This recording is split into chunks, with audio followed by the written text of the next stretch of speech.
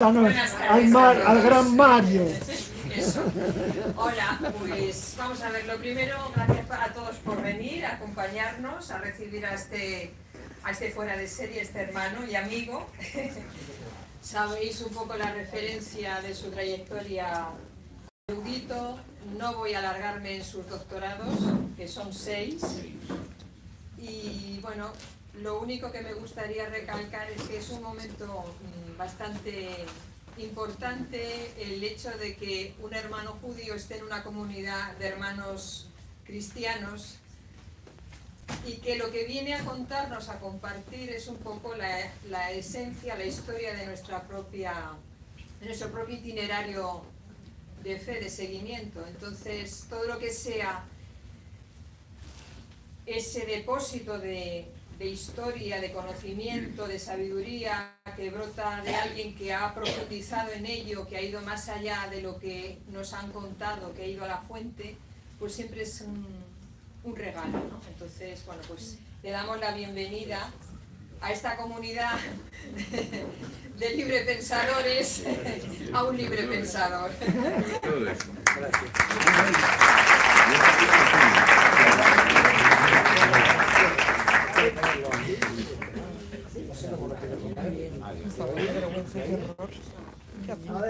A ver, ¿se oye? Sí. ¿Se oye? Perfectamente. Vamos arriba. Él todavía no ha hablado, nosotros sí se oye. Vamos a ver. Lo que nos va a decir es más importante de lo que os creéis.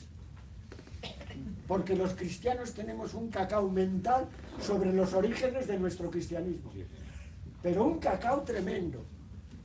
Creemos que el día de Pascua, muy temprano, ya Magdalena se fue al sepulcro, vio el sepulcro vacío, volvió, llamó a Pedro y a Juan, fueron al sepulcro, ya está la comunidad. Eso es así. Qué fuerte, ¿eh? Yo no sé para qué investigué tantos años. Tenía que venir aquí al norte de Madrid y entregar por el Vamos a ver. Dice el Evangelio, cuando prendieron a Cristo, todos le abandonaron y huyeron. El domingo por la mañana no habían parado de correr hacia Galilea. Eso es lo que nos va a explicar. Veréis qué interesante y cómo vamos a profundizar en nuestro cristianismo sabiendo que Jesús fue un judío por los 4 costados, que nació judío, que vivió judío, que murió judío. Los primeros cristianos, todos judíos, hasta la médula, es lo que nos va a explicar. ¿Cómo se produjo esa separación? Para mí es importantísimo. Te dejo la palabra.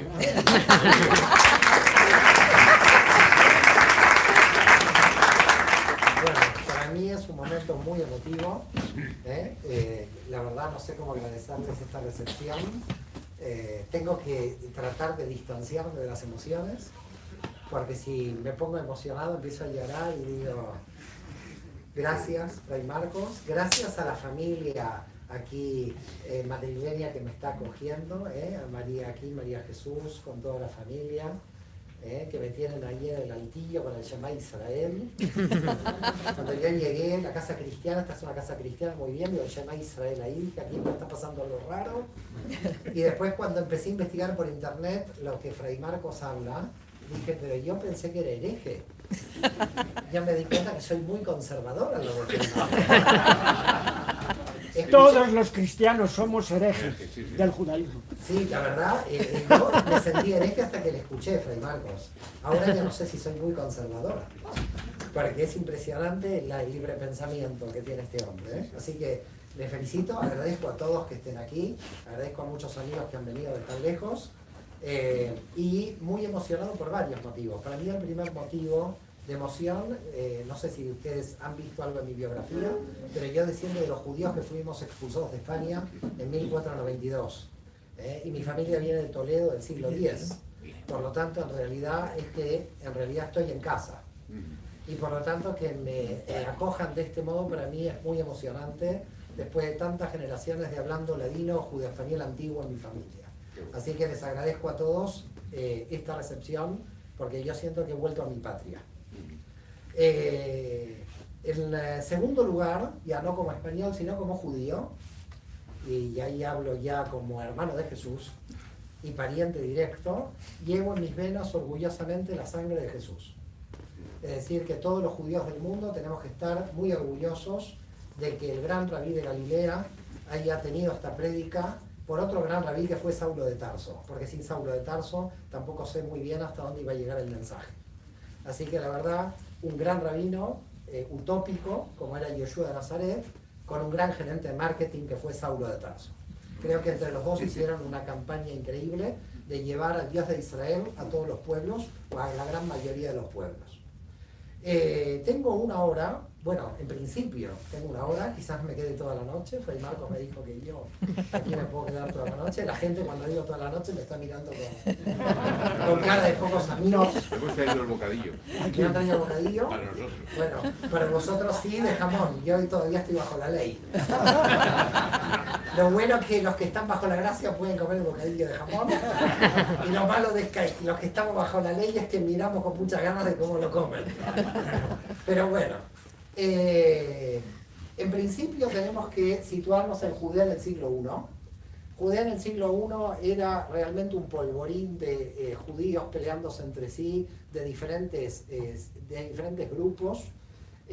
Judea no tenía un poder central, sí el poder central era Jerusalén desde el punto de vista religioso, pero ya el templo de Jerusalén, el Sanedrín y los sacerdotes estaban muy corruptos porque estaban unidos a la política. No quiero hablar de corrupción política porque bueno, pero 2000 años atrás había también corrupción política y la corrupción política que había en el templo de Jerusalén era realmente muy grande, a cargo de los saduceos, que eran un grupo de judíos que controlaban todos los resortes del poder.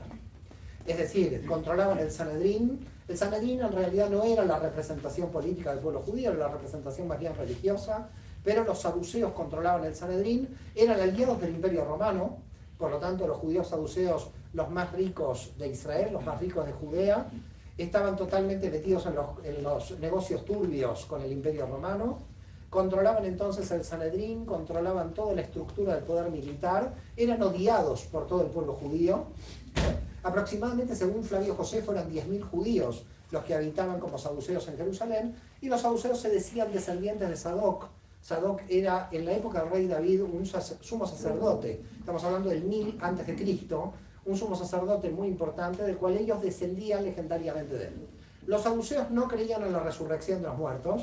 Ellos decían que del polvo eres, al polvo volverás, y esta es la única vida que hay. Cumplían la observancia de la ley, como sacerdotes solamente hacían el culto dentro, digamos, del templo, y por supuesto como sacerdotes eran los que dominaban religiosamente toda Judea. Ellos, vuelvo a reiterar, eran odiados por las autoridades, por el pueblo judío en general. En realidad se dice en la historiografía que los saduceos habían hecho un golpe de estado a los antiguos sacerdotes del pueblo de Israel. Es decir, en realidad había un grupo sacerdotal más antiguo que había sido desplazado. Estamos hablando ahora del 2 a.C. ¿Okay? Todo esto hay que entenderlo porque si no, parece que Jesús es como que llega de Marte. Y la verdad que Jesús en realidad estaba en Judea con todos los problemas que hay en Judea. En el siglo 2 a.C., y justamente estamos en el 6º día de la Hanukkah, de la festividad de las luminarias del pueblo judío, en realidad los macabeos hicieron una revolución muy importante contra los griegos que dominaban Judea en el siglo 2 a.C. A consecuencia de esto, los macabeos van a tomar el poder, pero cuando toman el poder, los sacerdotes del templo no los legitiman como los reales reyes de Judea. ¿Y por qué motivo no los legitiman? Porque los reyes de Judea tenían que venir de la dinastía de David.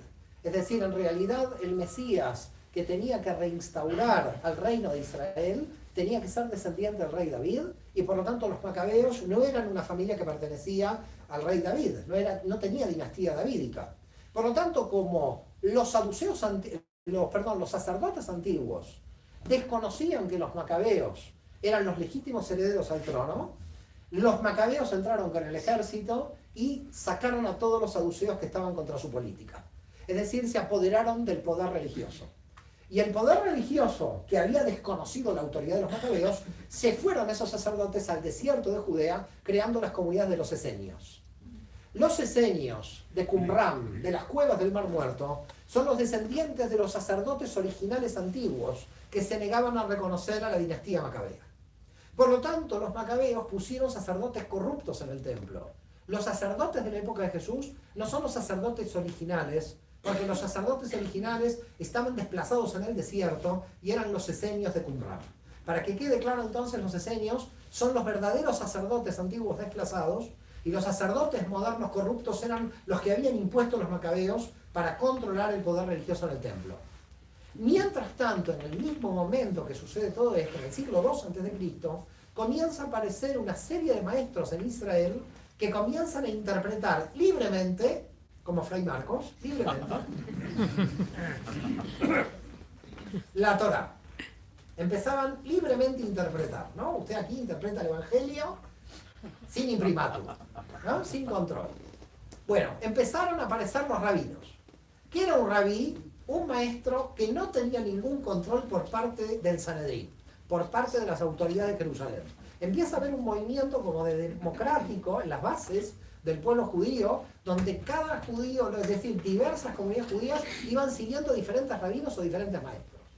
Aparece la figura del rabí, pero no un rabí institucional, sino un rabino que era de alguna forma designado espontáneamente por el grupo de judíos que le seguían. Maestros carismáticos que interpretaban profundamente el texto bíblico y que por lo tanto los judíos le seguían. Así apareció el rabinismo y así apareció el movimiento fariseo. Los fariseos son los que salvan al judaísmo de su desaparición. Aunque ustedes verán que en el Nuevo Testamento están tan denostados, en realidad cuando a Jesús se lo llama rabí, es que se acepta que era fariseo.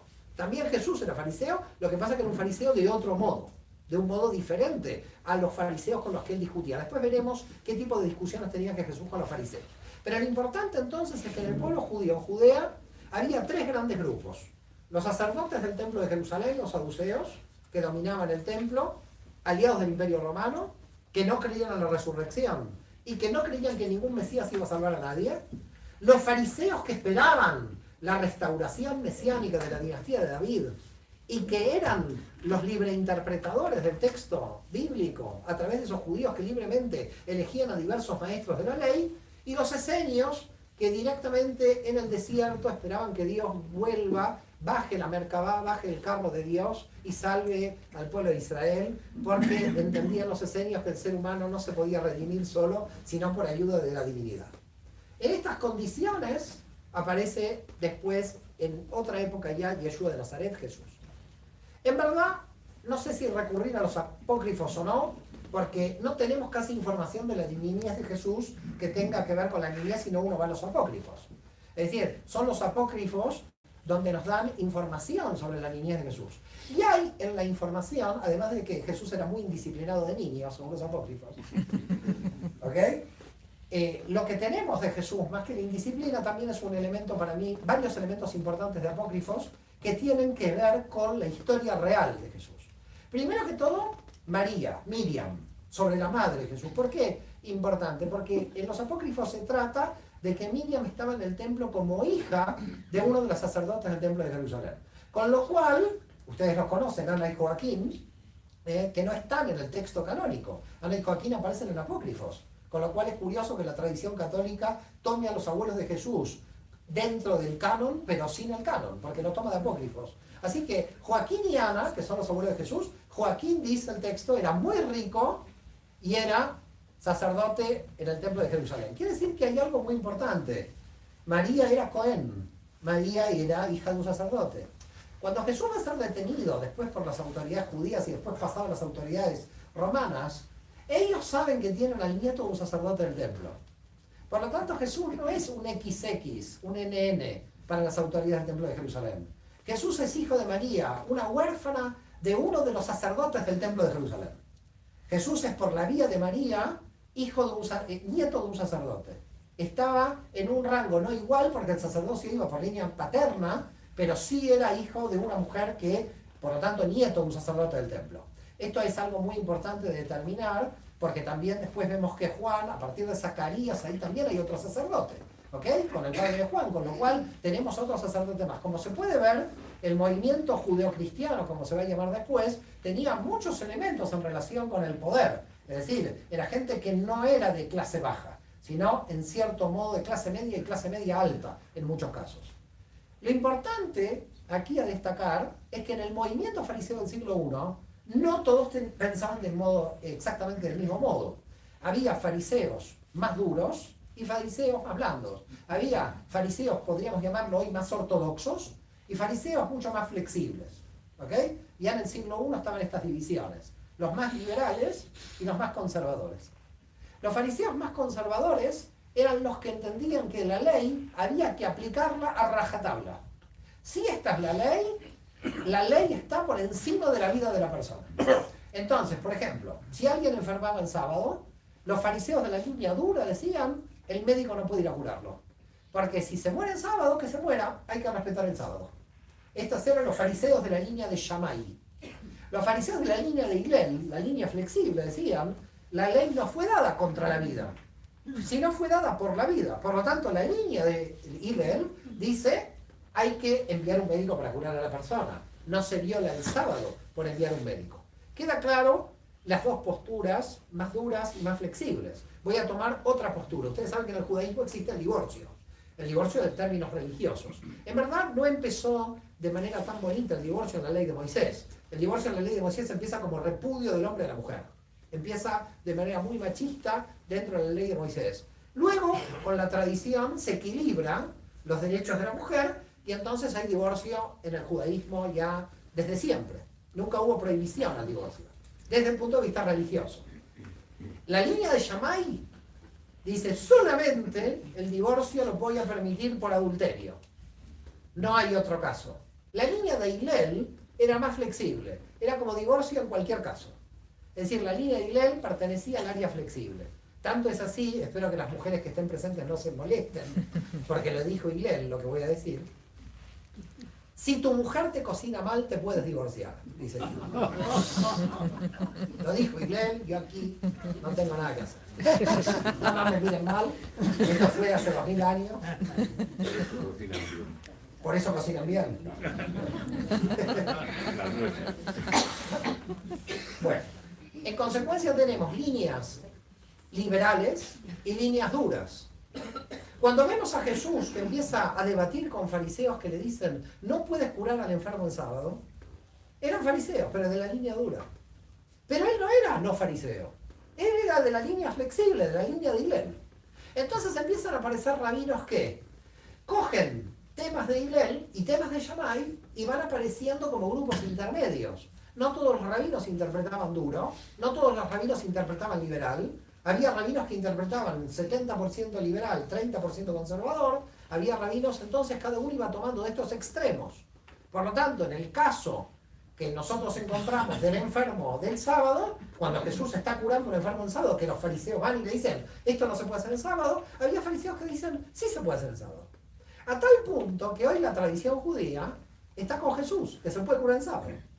Cuando un cristiano lee hoy el Nuevo Testamento, parece ser que la imagen es, los judíos prohíben que el sábado haya curación. No, el grupo de fariseos de la línea dura. Porque en la tradición judía ganó el grupo de fariseos de la línea blanda. Es decir, ganó el grupo de fariseos al que pertenecía Jesús. Por tanto, hoy en la tradición judía se acepta la teología de Jesús de curar a los enfermos el sábado. Para que puedan ver estos problemas que hay en representación de la globalidad, de alguna forma, de los judíos que aparecían en el Nuevo Testamento. No es la globalidad, eran diversos grupos que iban apareciendo. Lo importante de todo esto es que estas discusiones de Jesús con fariseos eran habituales entre los fariseos entre sí, dado que esto era la libre interpretación. Cuando un rabino se encontraba con otro rabino, debatían la mejor posición acerca de la interpretación de la ley. Por el adulterio hay que apedrearla. No, el que tiene pecado que tiene la primera piedra, perfecto. Pero después le dicen no peques más. Quiere decir que cuidado, ahí. Porque si peca otra vez, no sé si le tira piedra. Le perdonó la primera, Queda claro el debate que había en el pueblo judío entre los fariseos. Los reales enemigos del movimiento fariseo son los saduceos. ¿Y por qué motivo? Porque mientras un rabino estaba interpretando la ley, no había ningún problema. Pero cuando ese rabino decían, qué buen rabino que es este, ¿puede ser un profeta de Israel? Tampoco había problema. Porque podía ser Jesús, un profeta como Jeremías, como Isaías, no hay problema. Pero cuando un grupo de judíos decía, este rabino, además de ser un buen maestro, además de ser un buen profeta, puede ser el Mesías, empezó el problema. Porque cuando algún grupo judío designaba a su rabino o a su profeta el Mesías, Roma empezaba a mirar con malos ojos el movimiento. Porque cuando era el Mesías, la posibilidad era una rebelión política contra Roma y por lo tanto un levantamiento del pueblo judío. Por tanto, cuando un rabino interpretaba lo que quisiera, en Judea lo dejaban que interprete lo que quisiera. Cuando hacía milagros como profeta, que haga todos los milagros que quiera. Pero si este rabino profeta, un grupo de judíos decía es el Mesías de Israel, ahí aparecía el Sanedrín, ahí aparecía las legiones romanas y decían acá hay sedición y hay un problema político de rebelión. Ahí entraba en el terreno político. Por lo tanto, mientras estaba en Galilea haciendo sus discursos, haciendo sus debates, aparece otra judía que le sigue, Miriam de Magdala, que va a ser María Magdalena, no hablemos de ella porque en el apócrifo le da un beso en la boca.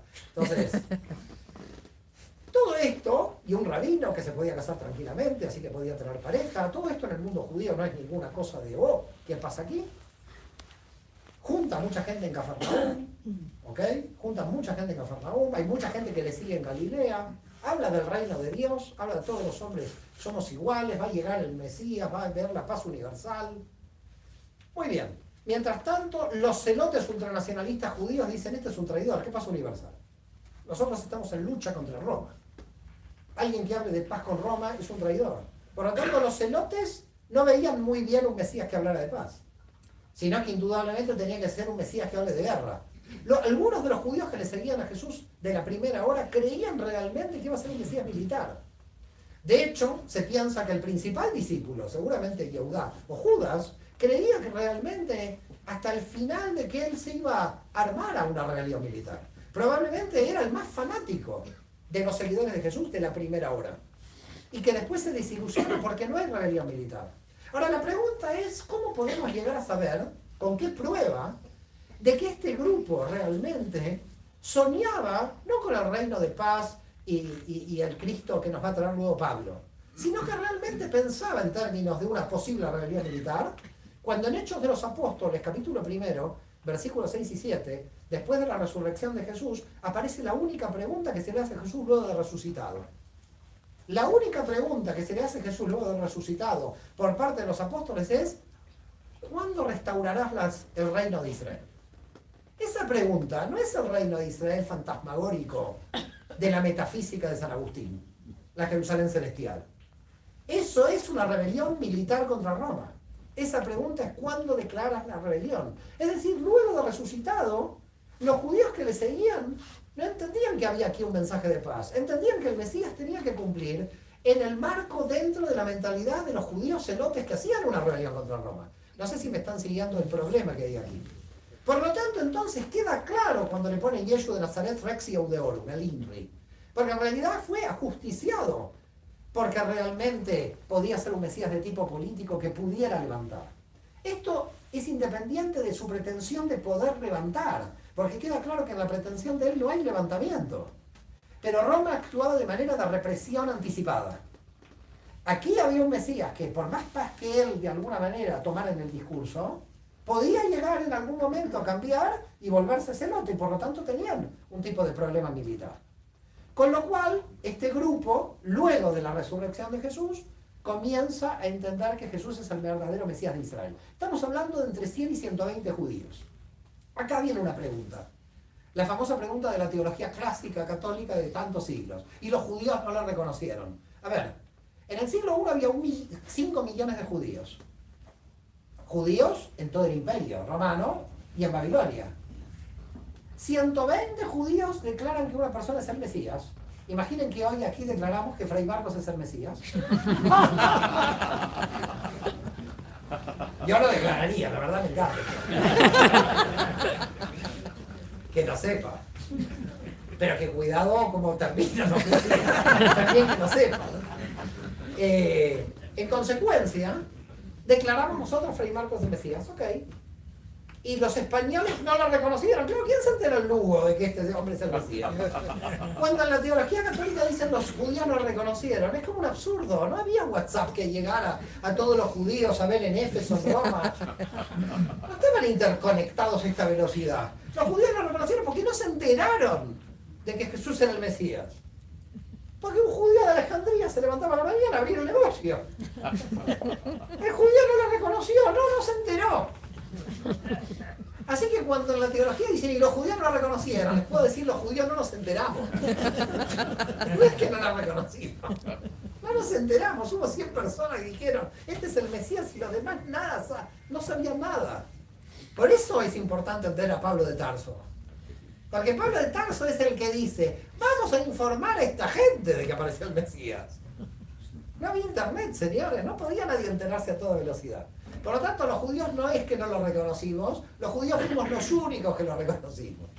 Porque había 100 judíos ahí que reconocimos a Jesús. Por lo tanto, la iglesia nace de los primeros 100 judíos que lo reconocen al Mesías. Por lo tanto, en realidad, el cristianismo nace por ese grupo de judíos que lo reconocieron. Los demás no se enteraron. Ahora, ¿qué pasó con este grupo? Porque cuando el Mesías desaparecía, en este caso resucitó y ascendió a los cielos, pero en forma física o histórica desapareció, los diversos grupos mesiánicos se desarticulaban, también desaparecían. Pero este grupo no. Este grupo empiezan muchos judíos a creer que Jesús resucitado sigue vivo. Por lo tanto, el Sanedrín dice no puede ser. Matábamos un Mesías, el grupo se dispersaba. Matamos un Mesías, el grupo se dispersaba. Ahora matamos a este Mesías, resucita y el grupo no se dispersa. Entonces, ¿qué vamos a hacer para dispersar este grupo? Tenemos que hacer algo para ver cómo dispersamos este grupo. Al principio no eran tantos, pero dice el texto del Nuevo Testamento que Simón Bar-Yoná, ¿conocen quién era Simón Bar-Yoná? El judío San Pedro. Que yo muchas veces digo el nombre hebreo de Simón Bar-Yoná para ya que suene, ¿no? Simón Bar-Yoná, que es curioso, el primer papa de la Iglesia Católica, Simón Bar-Yoná, era judío, estaba casado y puede ser que tenía una hija. Porque en Apócrifos aparece una hija que resucita a Jesús y en Canónicos aparece la suegra que resucita a Jesús. Conocen el chiste, por curar a la suegra lo niega 3 veces. No conocen el chiste. Por curar a la suegra le niega. Es que aquí falta humor judío.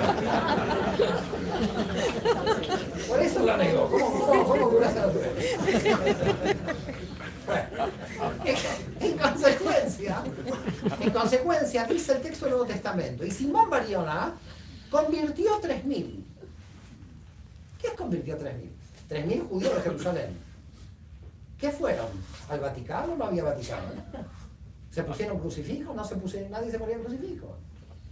¿Pidieron el bautismo católico? No había iglesia católica. ¿Qué hicieron? 3.000 judíos que dijeron creo en Jesús. Nada más, siguieron siendo judíos. Al otro día se levantaron y el viernes iban a la sinagoga y seguían circuncidándose. Cuando en el Nuevo Testamento dicen y que se convirtieron, no es que pasaron a otra religión porque no había ninguna religión. Cuando en el Nuevo Testamento dice se convirtieron, eran judíos que dijeron Jesús es el Mesías. Nada más. Era la única diferencia. Quiere decir que si yo estoy en el siglo I y digo Jesús es el Mesías, yo ya pertenezco al grupo.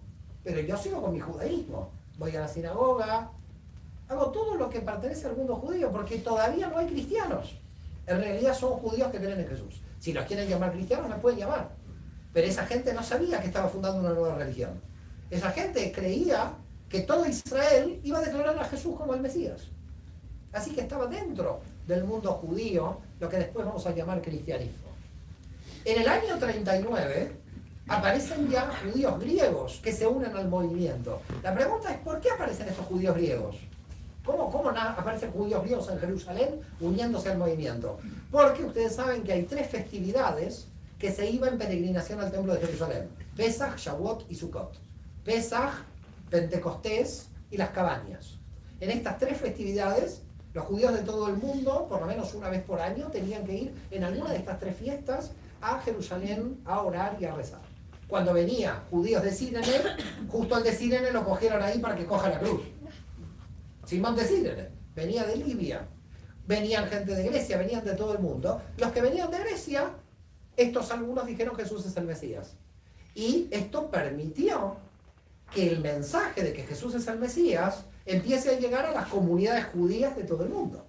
Porque iban en peregrinación por las leyes judías a Jerusalén, algunos decían Jesús es el Mesías, volvían a su ciudad de origen y ahí empezaban a predicar de que llegó el Mesías. Pueden ver que las 3 festividades de peregrinación van permitiendo que haya judíos que, sin creer en el Mesías Jesús, lleguen a Jerusalén, este grupo de alguna manera los capte, les diga Jesús es el Mesías, ellos se vuelven cristianos, si los queremos llamar de alguna manera, o judíos cristianos, vuelven a su comunidad de origen y ahí empiezan a evangelizar, si se quiere, a otros judíos. Todo esto es judíos con judíos. Es decir, que nadie pensaba que el Mesías vino para todo el mundo, porque la redención era primero para Israel y luego para el resto de las naciones. Aparece en el año 39 unos judíos griegos, un judío griego sobre todo, que va al templo y dice, Dios no habita en templos hechos por manos de hombre. Este va a ser Esteban, un judío griego. ¿Qué hacen con Esteban? Le lapidan. A este sí lo matan bajo la ley judía. El primer protomártir del cristianismo va a morir bajo la ley judía, no por la crucifixión romana. ¿Estamos de acuerdo? Porque ahí le cae el Sanedrín. Porque en realidad no les molestaba tanto que diga Jesús es el Mesías. La molestia es, Dios no habita en templos hechos por manos de hombres. Les estaba diciendo los saduceos, vuestro poder es corrupto y Dios no habita en este templo. Por tanto, en el 39 muere Esteban y ahí aparece Saulo de Tarso, que misteriosamente tiene cartas por parte del Sanedrín para ir contra los judíos que creen en Jesús, y ustedes ya, creo que casi todos los que están aquí, calculo que conocen la historia. Que no sabemos de qué se cayó, pero que cuando se cayó y se levantó dijo, yo creo que Jesús es el Mesías. Tampoco pasa nada que un judío más crea que Jesús es el Mesías. Pero ¿qué judío? Porque este había sido alumno de Gamaliel en Jerusalén. Habíamos hablado de las 2 escuelas fariseas, ¿recuerdan antes? La escuela de Hillel y la escuela de Shammai. La escuela dura de Shammai, la escuela de Hillel. Hillel tuvo un hijo que se llamó Simón ben Hillel, y Simón tuvo un nieto que fue Gamaliel. Gamaliel, es decir, fue el nieto de Hillel, fue el profesor de San Pablo. Por lo tanto, Saulo de Tarso tenía un nivel que los primeros judíos que seguían a Jesús de Galilea, que la gran mayoría eran agricultores y campesinos, no tenían el nivel de Saulo de Tarso. Saulo de Tarso conoce la teología en un nivel muy profundo, domina la interpretación farisea en un nivel que nadie lo domina. El hecho de que esta estrella haya entrado dentro del movimiento era un elemento clave. Oye, gracias, Gracias por el audio. Para un poquito porque te vas a desgastar del todo. ¿Pero vamos bien o vamos mal? Genial. ¿Vamos genial? Tengo mi alter ego dominico. Yo la verdad, si resucita Santo Domingo de Guzmán, estamos perdidos. Usted y yo. Por las dudas se lo digo. Yo les digo. Si Santo Domingo de Guzmán entra por aquí, a mí me queda más seguro. ¿Usted? Tendría más miedo a Santo Tomás. ¿A Santo Tomás le tiene miedo? Bueno, yo le tengo más miedo a Santo Domingo de Guzmán. Quizás me quedó un miedo ancestral ahí. Bueno, volvemos. ¿Estamos de acuerdo? ¿Volvemos o no volvemos? ¿Saben dónde estamos? Saulo de Tarso. Es Saulo de Tarso. Saulo de Tarso, que misteriosamente, que es un fariseo, que estudia con Gamaliel, tiene cartas del Sanedrín. El Sanedrín estaba dominado por los saduceos. Ahí nadie entiende bien la historia de lo que pasó aquí. Cómo un fariseo está con cartas de un grupo de dominación saducea, porque los fariseos no eran contrarios al movimiento de Jesús, porque el movimiento de Jesús estaba dentro del mundo fariseo. Por tanto, no había tanta contrariedad. Gamaliel, no sé si recuerdan, después va a defender a los apóstoles ante el Sanedrín, diciendo, si esta idea viene de los hombres será destruida, pero si viene de Dios no será destruida. Gamaliel va a defender a los apóstoles, con lo cual los fariseos tienen como mucha cercanía al grupo de los judíos que creen que Jesús es el Mesías. Pero los saduceos, ¿qué hace un fariseo a cargo de los saduceos? Hay una leyenda en el mundo judío que en el mundo cristiano no se conoce. Se las cuento. Pertenece más a la revista Hola, pero la tengo que contar. Se dice que Pablo de Tarso estaba enamorado de la hija de un sacerdote. Y que enamorado de la hija de un sacerdote se puso al servicio del Sanedrín. Pero que en camino hacia Damasco, antes de salir, la mujer lo dejó. Y por lo tanto, cuando pasó a creer que Jesús es el Mesías, fue en contra de lo que el Sanedrín le dijo por ese problema amoroso. Digo, una tradición que no está escrita en ningún lado, que viene por tradición en la tradición judía. No la van a encontrar en ningún lado escrita. Por lo tanto, no hay forma de cotejar. Pero que sepáis que para la tradición judía hay un problema de enamoramiento frustrado por parte de Saulo de Tarso. Saulo de Tarso entonces llega a Damasco. Lo que nos interesa no es el amor de Saulo, sino que cuando llegó a Damasco dijo: Jesús es el Mesías de Israel. ¿Cuántas sinagogas había en Damasco en el siglo I? Ahora no queda ninguna. En el siglo I había 32 sinagogas. Claro, porque era una ciudad muy cercana a Judea, a Galilea, y por lo tanto las comunidades judías que rodeaban Judea y Galilea eran muy grandes. La de Alejandría, 300, 400.000 judíos. 32 sinagogas en Damasco y 100.000 judíos en Chipre. Las comunidades judías que rodeaban a la Tierra Santa eran muy grandes, justamente porque era la primera migración que habían hecho cuando estaban saliendo por razones comerciales los judíos por todo el Imperio Romano. Empieza a predicar: Jesús es el Mesías de Israel. ¿Qué pasa ahí? Muy simple: judíos que creen, judíos que no creen. Final, San Pablo se va corriendo de ahí porque le van a coger. Los judíos que no creen tienen miedo de que alguien lo mate. Ananías, un judío, lo ayuda. Todo esto está en Hechos de los Apóstoles. Se va a Tarso, vuelve a su ciudad natal y aparece otro judío que le viene a buscar: Yosef Barnabás el Levita. Ustedes lo conocen como San Bernabé. Yosef Barnabás el Levita le dice a Saulo de Tarso: mira, aquí nadie se enteró en el mundo judío que Jesús es el Mesías. Tenemos que hacer algo para ver cómo todo el pueblo de Israel cree que Jesús es el Mesías. Bueno, te propongo, dice Yosef Barnabás el Levita, que yo, siendo judío de Chipre, vayamos a Chipre y comencemos a todas las comunidades judías de Chipre a informar que llegó Jesús, el Mesías de Israel. Muy bien, eso es lo que ustedes tienen como el primer viaje de San Pablo, que en realidad está mal titulado porque creo que fue el primer viaje de Bernabé y que lo llevó a Pablo. Pero no importa, lo conocemos como el primer viaje de Pablo a Chipre entre los años 39 y 42. Recuerden que ya dejamos varios años la desaparición de Jesús de escena. Recuerden que para todos los historiadores Jesús murió entre el 7 y el 8 de abril del año 30 de nuestra era. Y recuerden que Jesús nació el 6 a.C., porque en el 4 a.C. había muerto Herodes, y el 6 a.C. en el censo de Herodes es censado Jesús en Belén. Por lo tanto, murió casi con 36 años en el 30, habiendo nacido el 6 a.C. Más o menos estas son las fechas. Entre el 39 y el 42, Yosef Barnabás el Levita y Saulo de Tarso van sinagoga por sinagoga diciendo: Jesús es el Mesías de Israel. Jesús es el Mesías de Israel, Jesús es el Mesías de Israel. Muchos judíos se unen, muchos judíos no se unen. Se van dividiendo las sinagogas. Pero Saulo de Tarso ve algo en las sinagogas que dice: yo lo tengo que solucionar. Y la solución de Saulo de Tarso dio como resultado que todos ustedes estén aquí esta noche. Saulo de Tarso dijo: aquí hay un problema en las sinagogas.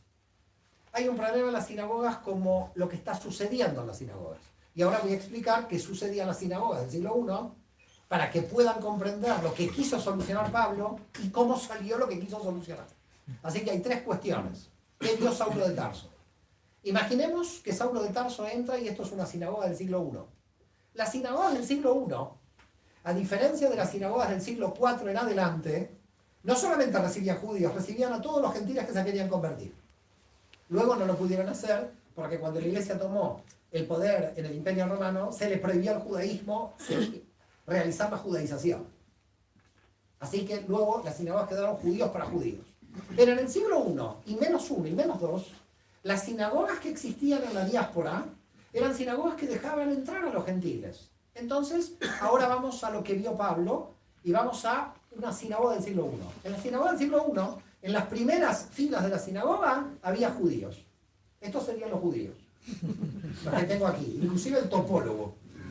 Que me enteré que tengo un matemático topólogo aquí. Te digo que estamos hablando del infinito, ¿eh? Que sepas. Qué fuerte. Bueno, en consecuencia, en las primeras filas de la sinagoga había judíos. ¿Qué quiere decir judíos? Madre, padre, abuelo, bisabuelo, etc. Que su linaje era judío. En las filas intermedias, es decir, las que están por ahí ya, en las filas intermedias, estaban los prosélitos de justicia. Los gentiles que se habían convertido al judaísmo. Es decir, los conversos al judaísmo, pero que se habían convertido con pleno derecho. Solamente estaban detrás porque habían entrado más tarde a la comunidad, pero no por un tema de discriminación. Es decir, estaban detrás los prosélitos de justicia que se podían casar con los judíos de linaje, dado de que estos prosélitos de justicia estaban convertidos por conversión total al judaísmo. ¿Me van siguiendo? Y al final, toda la gente que está por ahí al final, eran los temerosos de Dios. Los temerosos de Dios que están por ahí al final eran los que también se llamaban prosélitos de la puerta, porque estaban cerca de las puertas. Los temerosos de Dios, ahí veo un señor temeroso de Dios, que lo veo muy alegre al temeroso. En realidad todos los judíos eran temerosos de Dios, pero ¿por qué se les decía temerosos de Dios a los del final? Porque los temerosos de Dios a los del final eran como los simpatizantes. Pero vengo a la iglesia, pero yo no quiero involucrarme mucho. Un simpatizante. Y había muchos gentiles que entraban a las sinagogas como simpatizantes del judaísmo. Estos eran los temerosos de Dios. Cuando Saulo de Tarso va a la sinagoga, ¿qué ve? Que casi todas las que se convierten son mujeres. Y que casi todos los que no se convierten son hombres. Casi todos los que están en las últimas filas son temerosos de Dios. Y las que se convierten rápidamente son mujeres. Pablo dice, ¿qué está pasando aquí? ¿Por qué las mujeres realmente se convierten primero al judaísmo y los hombres están allí al final por la circuncisión? Los hombres les gustaba el Dios de Israel, les gustaba el Mesías que predicaba Pablo, les gustaba, pero para entrar al judaísmo, ustedes saben que hay que entregar un pequeño sacrificio. Que hoy en el hospital no pasa nada, pero en el siglo I te cogía una infección y al otro mundo. Y por más que creías en la resurrección de los muertos, nadie quería hacerse la circuncisión. Todos creen en la resurrección de los muertos hasta que interviene. Venga que le circuncida. Yo me pongo atrás. A mí más mal que me lo hicieron de bebé, porque si no, también estaba atrás. Y Pablo dice, ¿qué pasa aquí? Esto es injusto. Esto es muy injusto, porque están los circuncidados por la carne, que no sé si observan toda la Torá. Y el que está atrás, un temeroso de Dios, quizás observa toda la Torá y no está circuncidoso. Tengo que buscar una interpretación para que todos los temerosos de Dios entren directamente sin circuncisión. Entonces encontró el concepto de circuncisión por la fe de Jeremías.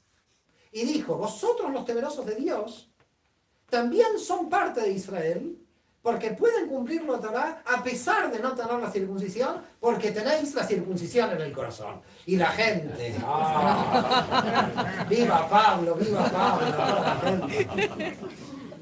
¿Qué hizo Pablo? Papeles para todos. Cuidado. Esto no es chiste. Los primeros judíos de las filas de las sinagogas, ¿cómo reaccionaron? ¿Papeles para todos? No, no. Dijeron estos de aquí. Yo que vengo del rey David y encuentro un tipo que recién hace 2 días estaba con Zeus bailando no sé qué danza orgiástica, está aquí y es parte de Israel porque el señor Pablo dijo, vino el Mesías y rompió la diferencia entre gentiles y judíos. ¿Quién es este Pablo? Y además una interpretación que no pertenece a Jesús porque Jesús jamás dijo esto y además los apóstoles de Jerusalén que tampoco dicen eso. Venga Pablo a Jerusalén a explicar lo que está haciendo. Acá no hay papeles para todos, acá se pasa por la circuncisión y cumpliendo la Torah y la observancia y la alianza de Abraham se llega a la fe en el Mesías. No se puede llegar a la fe en el Mesías por el aire y que aquí entren todos los gentiles. ¿Quién dijo eso? ¿Dónde dijo eso Jesús? Lo cogieron y le dijeron, venga a Jerusalén a explicar el lío que está haciendo. Mientras tanto, miles de gentiles, papeles para todos. Y mientras tanto, todos los judíos de la sinagoga diciendo, está entrando una cantidad de gente que no tiene control. No sé si están viendo lo que pasa. Sí. Lo que pasa aquí es que la ética de Jesús es 100% judía y un judío dice, yo puedo seguir a Jesús desde la ética. Y yo lo digo además públicamente y lo he escrito en un libro. Pero cuidado que están tocando la nacionalidad. Y en temas de nacionalidad, la cosa se pone más difícil. Yo soy la nación judía. Todos estos que están entrando, griegos, fenicios, gálatas, todos estos que están entrando, ¿quiénes son toda esta gente? Y además si entran, van a absorber a los judíos de origen. Porque si tengo 100 judíos en una comunidad y me vienen 1000 gentiles, Lo que va a suceder es algo simple. Por definición matemática, la próxima generación son todos gentiles. La comunidad judía va a desaparecer. Lo que hizo Pablo es abrir la puerta de Israel sin parar, sin contención. Entonces va a Jerusalén. Los apóstoles dicen, a ver, ¿qué pasa? ¿Qué está pasando aquí? Porque el movimiento se está expandiendo a una velocidad increíble, pero se está expandiendo más en los gentiles, no en los judíos. Y Pablo dice, hay un misterio. Todos se escuchan. Hay un misterio y es, se pensaba que la redención iba a ser que todo el pueblo judío creyera en el Mesías y que al final de los tiempos los gentiles. Cambió el plan de Dios, dice Pablo. Ahora todos los gentiles lo van a reconocer y al final los judíos. Dio vuelta el sistema. Un genio. Pablo era un genio. Pero un genio. Si no estaba Pablo, esto... Y todos lo miran. Pero vuelven los judaizantes en el concilio de Jerusalén del 50. Capítulo de los apóstoles, capítulo 15 de Hechos de los Apóstoles. El concilio de Jerusalén. ¿Qué es el concilio de Jerusalén? Todos judíos diciendo, los gentiles pueden entrar. ¿Los no judíos pueden entrar? ¿A esta iglesia que es judía? ¿Entera? Están debatiendo todos los judíos a ver si los no judíos pueden entrar. Si lo que está haciendo Pablo está bien o está mal. Aparecen los judaizantes y dicen, los gentiles solo tienen que entrar por la circuncisión. Si no, no pueden entrar. Pablo dice, no. Los gentiles pueden entrar por la fe en el Mesías, saltándose la circuncisión. Y dele que te pega. Ahí discutiendo. ¿Cómo se terminaba? Estaban los puntos en las antípodas. No había forma de congeniar estos dos. Y apareció un abogado. Siempre hay un abogado. El abogado, el que sabía mucho de la ley judía, era Jacobo ben Alfeo. Ustedes lo conocen a este judío como Santiago el Menor. Y Jacobo ben Alfeo, o Santiago el Menor, dice, encontré en el texto de la Torá algo que permite que los gentiles entren a Israel sin circuncisión. Y lo que encontré es las leyes de extranjería de la propia ley de Moisés, que permitía a los extranjeros trabajar en Judea sin circuncisión, solamente cumpliendo las 7 leyes de Noé. Y las 7 leyes de Noé eran no matar, no establecer tribunales de justicia, pero no estaba la circuncisión ahí. A un extranjero no se le obligaba la circuncisión, claro, porque venía a trabajar a Judea 10 años, no le iban a circuncidar por 10 años, y el hombre se volvía. Entonces un fenicio entraba a Judea, trabajaba 10 años, era ley de extranjería dentro de la propia ley de Moisés. ¿En qué calidad están los gentiles? Como extranjeros en Israel, por lo tanto, que se aplican las 7 leyes de Noé. Ahí Pablo dijo, genial, tengo la base legal, me la dio Santiago el Menor. Santiago el Menor es el que realmente, utilizando la Torá judía, la ley judía, permite jurídicamente la entrada de los no judíos porque encuentra un resquicio legal en la propia ley judía, que es la ley de extranjería de Judea para que entren los gentiles. Y ahí entonces ya empezaron a entrar gentiles, pero ya legalizados por Jerusalén. Esto es la parte más bien bonita de la historia. Hay una parte medio oculta que también tenemos que contar. Cuando Pablo venía, dice el texto de Hechos de los Apóstoles, venía con la colecta de los gentiles. Ahora imaginemos que Pablo ponía la colecta ahí. Decía, ¿aceptamos a los gentiles o no? Me parece que no. Bueno. Cuidado que hay un punto aquí que nos estamos perdiendo. Cada vez si había más gentiles, había más recaudación en el movimiento. Entonces el peso de la financiación del movimiento iba cambiando. Porque Pablo cada vez que iba, decía las cartas, y recuerden a los pobres de Jerusalén. En todas las cartas, recuerden a los pobres de Jerusalén. La gente, uy, pobres, los pobres de Jerusalén. Esto indudablemente marcó también un punto de apoyo fuerte a la postura de que había que hacer algo con los gentiles para hacerlos ingresar al movimiento. Porque indudablemente Pablo tenía esto. Pablo tenía entonces el apoyo económico de los gentiles, tenía la real intención de que estos gentiles, de las sinagogas, no los gentiles que estaban en la calle. Pablo no evangeliza a los gentiles de ahí. Pablo lo que hace es darles estatus jurídico, legal, a los gentiles que estaban dentro de las sinagogas. Después se interpretó para salir de las sinagogas. Pero en principio estaban dentro de las sinagogas. Y en el 50 entonces todo el movimiento se empieza a llenar de gentiles no judíos. En el año 62 hay una gran crisis en Judea. Porque estaban buscando al Mesías que se rebele finalmente contra Roma y termine toda esta historia.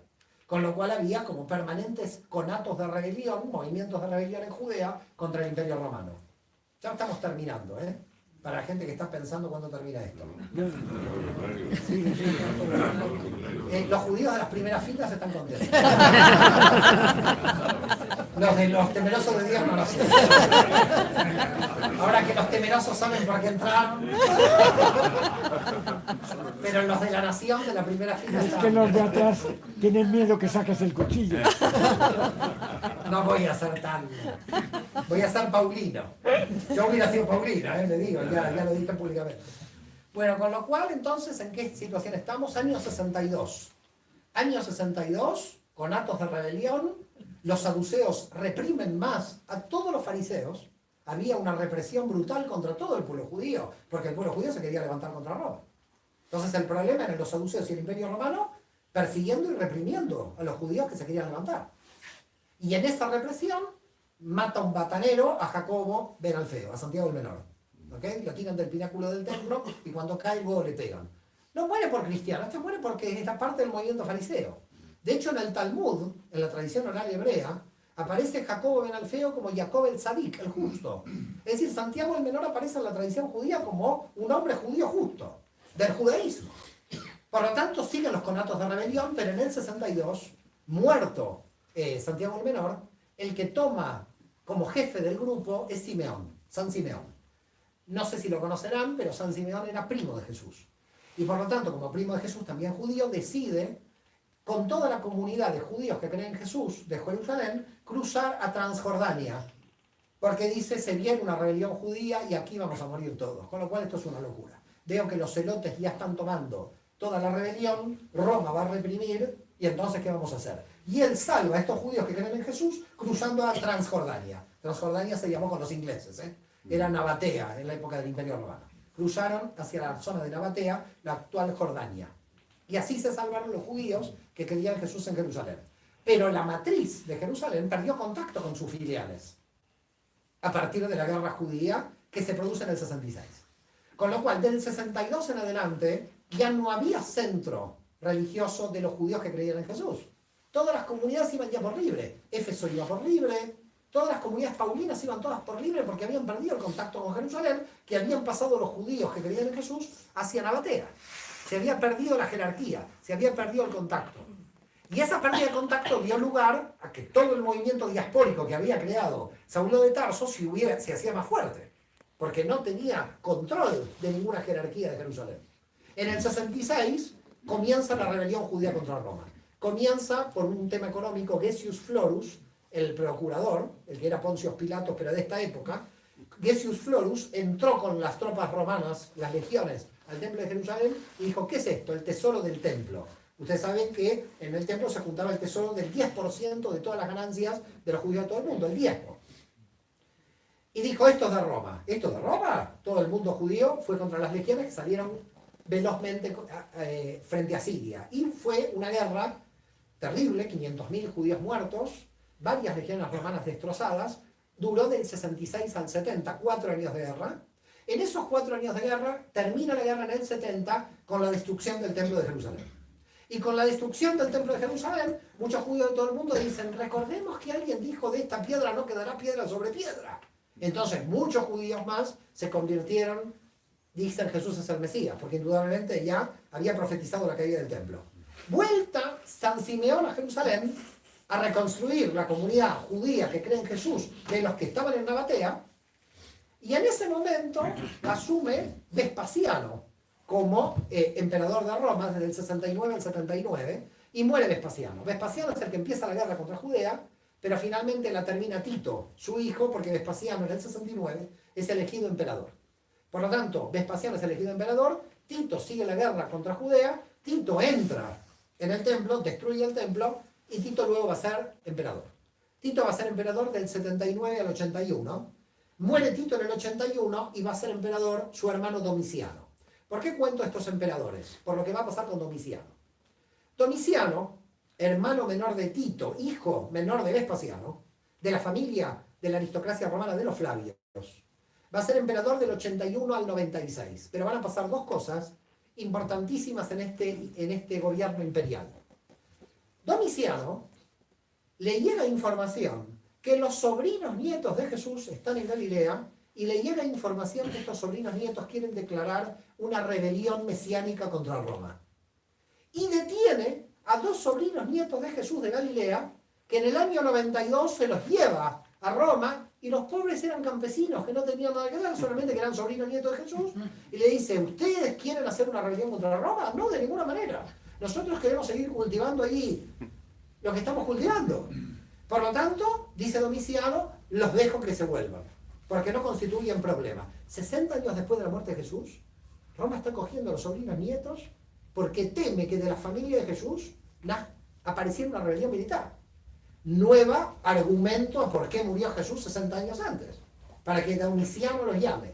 Y ahora viene otra situación interesante en el propio gobierno de Domiciano, porque se entera Domiciano que Flavio Clemente y Flavia Domitila, Flavio Clemente era primo de Domiciano, se había convertido. Entonces dice, mi primo se convirtió ¿a qué? Y llama a Flavio Clemente a Flavia Domitila, su esposa, y a sus hijos, que eran hijos menores. Y le dice a su primo Flavio Clemente, ¿usted en qué cree? Creo en el Dios de Israel y en su Mesías Yoshua de Nazaret. Le dice Flavio Clemente, un primo del emperador ya se había convertido, hasta donde había llegado el movimiento en el siglo I. Es decir, no estamos hablando del siglo IV, estaba llegando a la aristocracia. El emperador dijo, no puede ser, derrotamos a Judea. Y este hombre se convierte al Dios de Israel y a su Mesías Jesús. ¿Qué hizo? Lo crucificó al primo. No quiero tener primos así. Crucificó al primo, a Flavia Domitila la mandó como prostituta a las legiones y a los 2 hijos los envió como adoptados a 2 familias diferentes. Destrozó la familia. Ahora viene lo más interesante de esta historia, más allá de la tragedia. La familia de Flavio Clemente, Flavia Domitila y sus hijos están en vuestro santoral católico. Son santos de la Iglesia Católica. Pero lo interesante es que en la historia judía son santos del pueblo de Israel. Tenemos una familia de 4 santos que compartimos. Porque todavía en el siglo I no se sabía quién es esta gente, si eran judíos o cristianos. Flavio Clemente, Flavia Domitila y sus hijos murieron creyendo en el Dios de Israel, por lo tanto en el judaísmo los aceptan como judíos. Se convirtieron al judaísmo. Pero al creer que Jesús es el Mesías, luego el cristianismo los declara cristianos y están en el santoral. Por lo tanto, a fines del siglo I, tenemos los mismos mártires. Los que ustedes tienen santoral están en nuestra historia religiosa como muertos por judíos, y ustedes los tienen muertos por cristianos. En el siglo I todavía la diferencia religiosa no era clara. Los judíos, algunos que creían en Jesús, se seguían sintiendo judíos, y los gentiles creían estar entrando en el judaísmo, solamente que estaban entrando en un grupo dentro del judaísmo. Por lo tanto, vamos a hacer una síntesis del siglo I, y en los próximos 5 minutos termino con el siglo II, y si quieren hacemos preguntas. ¿Quiénes eran los jefes de la iglesia en el siglo I? San Simeón, obispo de Jerusalén desde el 62 hasta el 107, vivió 120 años. No sé cómo hizo en el siglo I. Debería no haber polución, calculo. Y ahora entre los químicos y la polución morimos rápido. Con lo cual, San Simeón, primo de Jesús, obispo de Jerusalén. Por supuesto judío siendo primo de Jesús. San Timoteo, obispo de Éfeso, discípulo de Pablo, que en capítulo 16 de Hechos Apóstoles Pablo dice, ¿de quién eres? Hijo de madre judía. Te circuncido. Pablo sí lo circuncidaba al que era hijo de madre judía. Por lo tanto, Pablo era moel, era circuncidador. Cuando era gentil no entraba en la ley, pero cuando era hijo de madre judía él aplicaba la ley.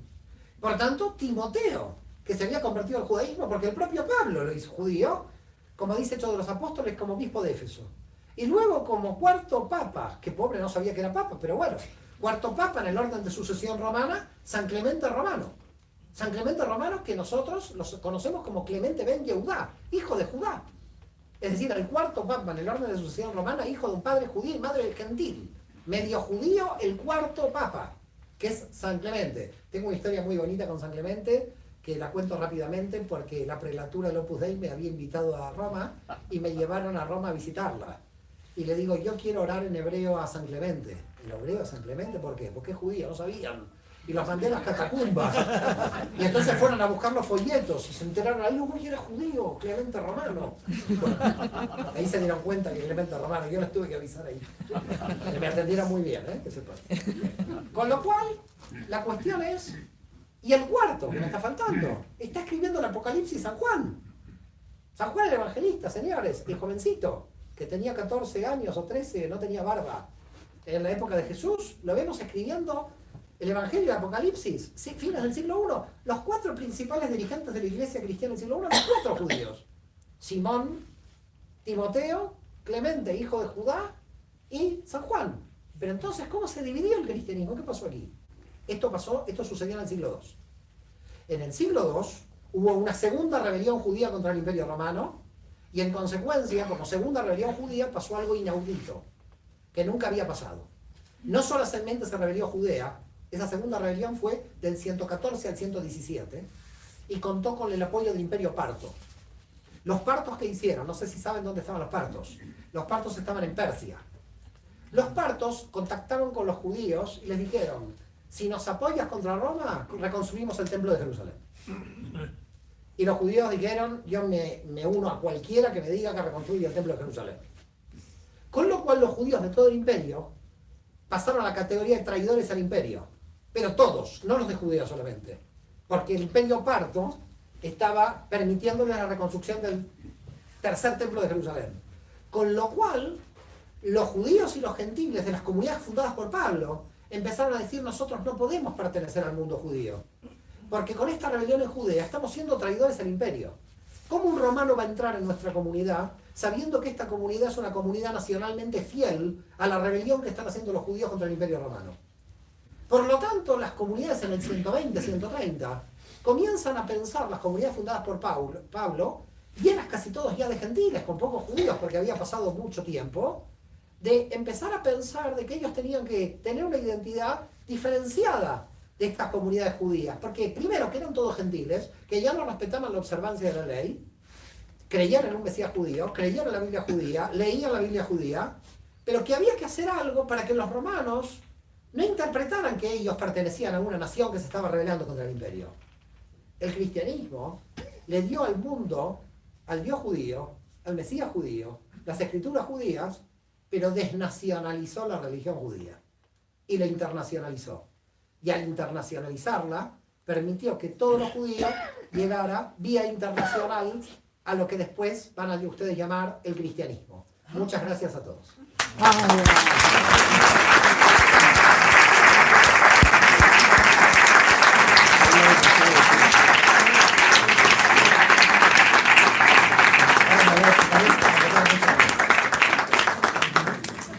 No sé si hay preguntas. No sé si hay preguntas. Hay mucha información más, pero fui a mucha velocidad. Voy a sacar esto. ¿Se puede empezar ya a preguntar? Sí, no sé, ahí el coordinador. Yo ¿quién no. es el coordinador? El micrófono está aquí. A ver, micrófono.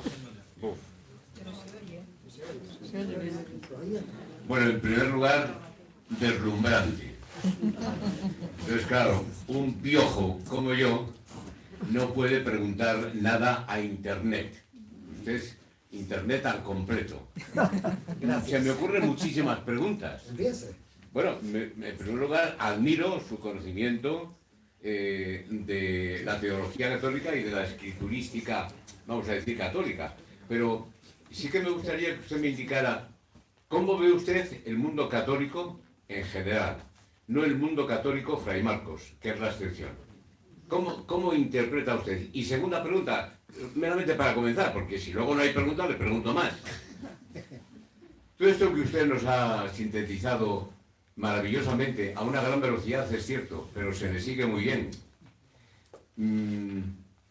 ¿Lo pone usted en confrontación con los grandes catedráticos del Angelicum de Roma, de la Gregoriana, etcétera, etcétera? ¿Y qué le dicen?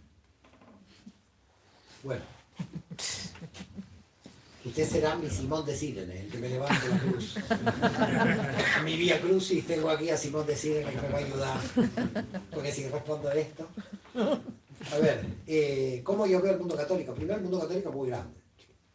Con lo cual, ¿cómo veo el mundo católico? La iglesia de Brasil es un mundo, el mundo católico es muy grande, con lo cual yo puedo decir quién es el Papa Francisco, porque lo conocían en Buenos Aires, en el marco del diálogo judío-cristiano, y la verdad que tienen un Papa increíble. Así que lo único que yo puedo decir pero no por argentino lo digo, porque para eso tenemos a Messi, pero no lo quiero decir en Madrid porque tengo también miedo. Tengo miedo de todo, y aquí de los dominicos, de hablar de Messi. Y la verdad, me estoy sumando enemigos para que arriba. Menos en vísperas del domingo. Ay Dios, no, y cuidado, que gana River el domingo. Eso. Que nadie sea de Boca porque ahí sí vamos a tener graves problemas. Ya hay católico judío, no pasa nada, pero cuidado si uno de Boca. Ahora, ¿cómo ve el mundo católico? Yo creo que el mundo católico tiene un gran tema, un gran problema. Si gira mucho a lo conservador, pierde muchísima cantidad de gente. Si gira mucho a lo revolucionario, también. Por lo tanto, no sé cómo va a seguir el mundo católico, porque yo creo que lo que le pasa al mundo católico le pasa a todo el mundo religioso en general. Lo que está viviendo el mundo católico lo está viviendo el mundo judío igual. El mundo judío está teniendo una ortodoxia cada vez más fuerte y más grande, pero muchos judíos laicos que se van. Entonces, ¿qué va a pasar? No sé, pero yo creo que lo que le está pasando al mundo católico no está fuera del contexto religioso general. Si usted me diga de alguna manera, si el análisis continúa, creo que va a ser la mística, la espiritualidad, el único terreno donde los laicos de alguna manera van a tomar fuerza y las estructuras religiosas que nosotros conocemos hoy, en menos de un siglo no las vamos a ver más. No sé cómo va a ser en el mundo católico, ya le digo, lo veo claramente en el mundo judío. En el mundo judío lo que se ve, por ejemplo, para que tengan una idea, es muchísimos laicos estudiando cábala, estudiando mística judía. Lo digo porque soy profesor de cábala en Barcelona y hay muchísima cantidad. Y cuidado, no laicos judíos, laicos, de todo, cristianos, búsqueda de espiritualidad. Yo creo que hay hoy una búsqueda de espiritualidad donde las confesiones religiosas tradicionales no han dado respuesta. Esto es lo que yo pienso. Y entonces los que controlan las religiones tradicionales son los más fanáticos. Con lo cual quedan los más fanáticos porque los moderados se retiran y los moderados se retiran a la espiritualidad. Entonces, el mundo moderado religioso y el mundo laico van en camino de la espiritualidad. Y el mundo religioso tradicional va a ir quedando muy sectario con el tiempo, pero peligroso. Peligroso porque en realidad plantea la confrontación. Lo vemos en el caso del Islam, ¿no? Que estamos esperando dónde va a estar el Islam moderado, porque en algún momento tiene que aparecer. No puede haber 1.400 millones de personas en un plan muy radical. Así que en realidad el mundo del futuro yo lo veo complicado en el sentido de que estos grupos son grupos que atentan o se resisten a la modernidad, los ortodoxos, pero de alguna manera venden en el mercado de que son los verdaderos custodios de la verdad religiosa. Y a mí cuando alguien viene en representación de la verdad empiezo a temblar. En cambio, en el mundo espiritual, sea la mística cristiana, por ejemplo, que están trabajando muy bien los carmelitas, sea la mística judía por la cábala y sea el sufismo, yo creo que si el mundo toma el camino espiritual va a ser un camino de unión. Pero las instituciones religiosas tradicionales se van a resistir a este camino. Como se han resistido a lo largo de la historia. La historia siempre fue movimientos espirituales en la periferia. Jesús no podía desarrollarse en Jerusalén, se desarrolla en Galilea, se desarrolla en la periferia. Siempre usted ve que la periferia, el movimiento empieza primero y después las instituciones lo tienen que reconocer. Ahora, esas instituciones yo no veo que lo reconozcan a ese tipo de movimientos, sino que se encierran más. Entonces hay una situación como muy extraña, por ejemplo, para un papa en la Iglesia Católica. Si un papa se vuelve muy conservador, pierde muchísima gente, y si se vuelve muy, muy liberal o revolucionario también. Entonces yo creo que es muy difícil dirigir una iglesia que para mí está dividida, realmente. Es decir, en realidad la Iglesia Católica son dos iglesias, no hay una. Pero vuelvo a reiterar, lo que yo veo en la Iglesia Católica, con todo respeto, lo veo también en el mundo judío. Es decir, veo gente muy fundamentalista y fanática en el mundo religioso y gente muy espiritual en el mundo laico. Yo creo que el mundo laico va a dar una gran sorpresa, porque el mundo laico no es espiritual. No estoy hablando del laicismo radical, estoy hablando del laico espiritual. Todo hombre es espiritual. Cualquiera. Hasta el que le diga ateo tiene espiritualidad. Porque si vive tiene que tener esperanza. Puede no tener esperanza en Dios, pero tiene esperanza. Por lo tanto, espiritualidad y siempre. Entonces, el punto de espiritualidad que tiene todo ser humano va a salir, pero va a salir fuera de las estructuras religiosas, fuera de las instituciones. Porque a lo largo de la historia siempre salió fuera de las instituciones. No sé si quedó claro. Ha quedado muy claro y si me permite hacer un comentario añadido, algunos, no voy a ser portador de nadie porque yo soy neófito en esta comunidad. Por tanto, no quiero decir que lo que yo voy a comentar ahora lo haya sacado de aquí.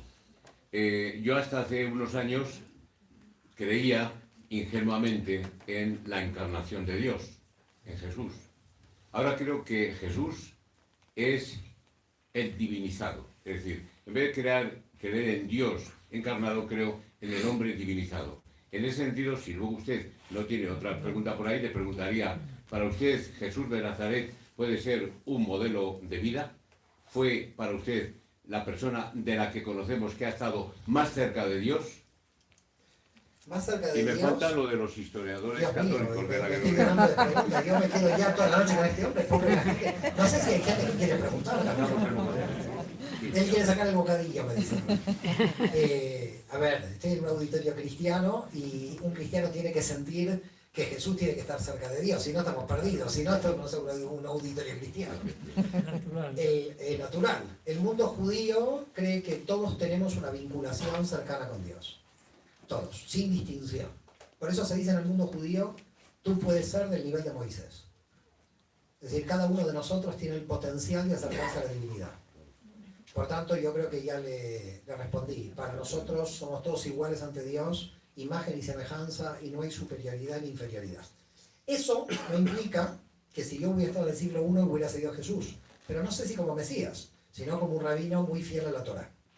Y eso no lo digo públicamente, lo escribo, porque en el judaísmo de Jesús lo digo, digamos, escrito. Es decir, para mí, a diferencia de Neusner, que es un historiador que debatió con Benedicto XVI, Neusner dice, si yo hubiera estado en el siglo I, no hubiera seguido a Jesús, porque Jesús rompe con la halajá, rompe con la jurisprudencia judía, y rompe con el marco de la identidad nacional. Yo no veo que en ningún momento Jesús rompiera con la identidad nacional, ni rompiera con lo que dice Neusner, que en paz descanse Neusner, que murió hace poco. Yo, a diferencia de él, creo que cualquier judío hubiera podido seguir a Jesús. Yo leo todo el Evangelio y es la Torá en estado puro. Es más, yo después de terminar de investigar a Jesús, yo me he vuelto más judío. No sé si se entiende. Sí, perfectamente. Sí, yo en realidad, para mí, sí fue un gran intérprete de la Torá. Un gran intérprete de la Torá, un gran rabino de la Torá, un gran profeta. Entrar el tema mesiánico es lo que nos divide hace 2000 años. Pero como yo no creo en ningún Mesías que va a llegar, sino que va a llegar una era mesiánica, entonces conmigo lo tienen bien, porque no van a discutir nada. Bien. No sé cómo moderamos, hay preguntas ahí atrás, yo las... Bueno, en principio agradecerlo hace mucho. Y lo veo normal a usted todavía. Después de haber leído ese libro, veo que hay gente que anda caminando ahí por Madrid muy rara. Y bueno, precisamente por el mero hecho de que soy un cristiano místico, pues me gusta mucho la Kabbalah. Bueno, quería hacerle un par de preguntas. La primera, porque cuando se escribió la Kabbalah, según dicen, fue pues, por la Edad Media y además aquí en España. Sí. Aquí en España. Y otras personas dicen que incluso antes de Cristo, por el hecho de que los esenios eran también de la línea esotérica, pues ya podía estar algo escrito. Y la segunda pregunta es decirle, realmente todos los cabalistas creen de verdad en la no dualidad de decir Dios y el ser humano son uno. Eso era. Bueno, en primer lugar, la historia de la Cábala es casi imposible de la cronología. Ahí están los libros de Gershom Scholem, pero realmente saber cuándo nació no. Lo que sí le puedo decir, y les puedo inclusive pasar el correo electrónico de mi amigo, el doctor Adolfo Reutemann, curador y director del Museo de los Rollos del Mar Muerto en Israel, es el que está en contacto con los rollos de los esenios de Qumran.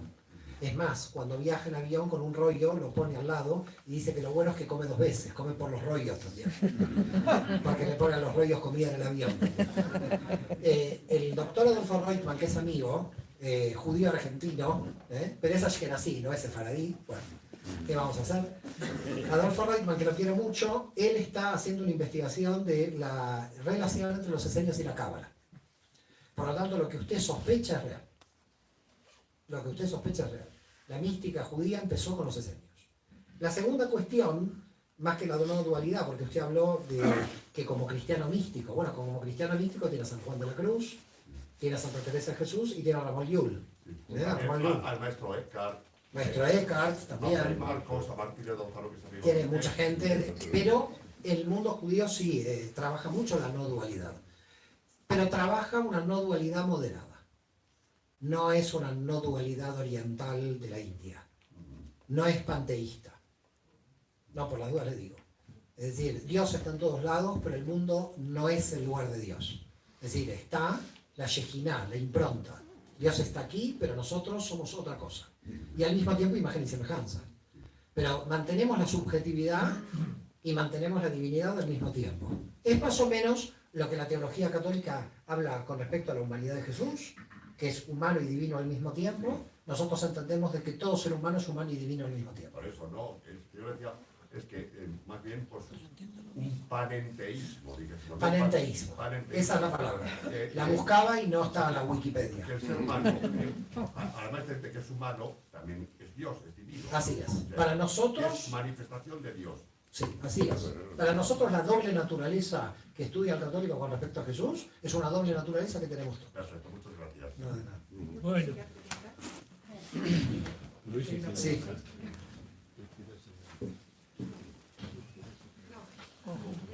Hablaré alto. Hablo desde mi ignorancia, perdón, por lo que voy a preguntar. Bien, teniendo en cuenta lo que ha dicho este señor, como que Jesús puede ser plenamente divino, siendo humano, pero plenamente divino, ¿en dónde queda toda la formación de la Iglesia, de la naturaleza humana y divina de Cristo, un dogma además, ¿no?